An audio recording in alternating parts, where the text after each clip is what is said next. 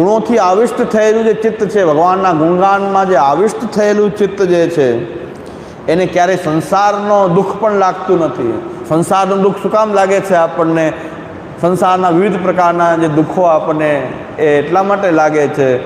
સંસાર વિરહ ક્લેશો, એક સંસારનું દુઃખ અને ભગવાનના વિરહનું દુઃખ પણ ગુણગાન કરીએ તો વિરહનું દુઃખ પણ ઓછું થાય છે, કારણ કે આંતર સંયોગની અનુભૂતિ થાય છે ગુણગાન કાલમાં. ભગવાનના જ્યારે ગુણોનું ગાન થતું હોય ત્યારે ભગવાનના વિરહનું દુઃખ પણ નથી થતું અને સંસારનું દુઃખ પણ થતું નથી. ભગવાનના ગુણોનું ગાન કરવાથી ભગવાનના વિરહનું દુઃખ પણ ઓછું થાય. એટલા કાલ પૂરતું એને ભગવાનના આંતર સંયોગની અનુભૂતિ થાય છે. એટલે ભગવાન સંસાર વિરહ ક્લેશો ન સ્યાતામ. શું મહાપ્રભુજીના એક એક શબ્દ એવા છે કે હરિવત સુખમ, ભગવાન જેવું સુખનો અનુભવ થાય છે.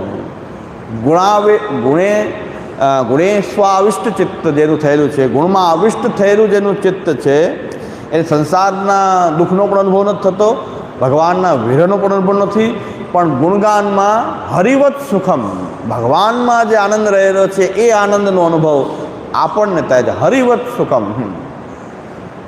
હવે તો ગુણગાન કરે તો જ આ બધો અનુભવ થાય. ગુણગાન નહીં કરીએ ને હા ઠીઠી કર્યા કરશું, હાસી ખેલ કર્યા કરશું તો ક્યાંથી આપણને આ દિશા જ આપણી માટે નથી. એની માટે તો હરિના ગુણોનું ગાન કરવું જોઈએ, ભગવાનના ગુણોનું ગાન કરવું જોઈએ. બીજું ગુણગાન કાંઈ કરતા ન આવડે તો શ્રી કૃષ્ણ શરણમમાં તો ગુણ અને નામમાં પણ બે સમાન છે.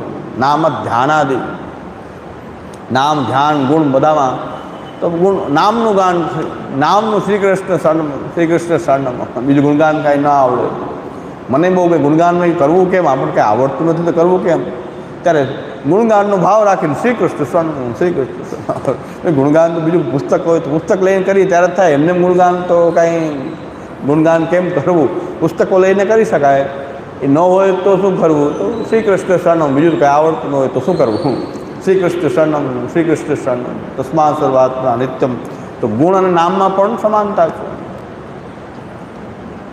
એટલે કાંઈ ના આવડતું હોય તો કાંઈ છટકે અમે ગુણગાન કરીએ કે અમને તો કાંઈ ખબર પડતી નથી, તો ભગવાન શ્રી કૃષ્ણ શરણમ એનાથી પણ સતત શ્રી કૃષ્ણ શરણમથી પણ ભગવાનના નામ ઉચ્ચારણ કરવાથી પણ ભગવાનના નામની અંદર પણ એ ગુણનું જે સામર્થ્ય એ નામમાં સામર્થ્ય છે. સતત કરતા રહેવું જોઈએ.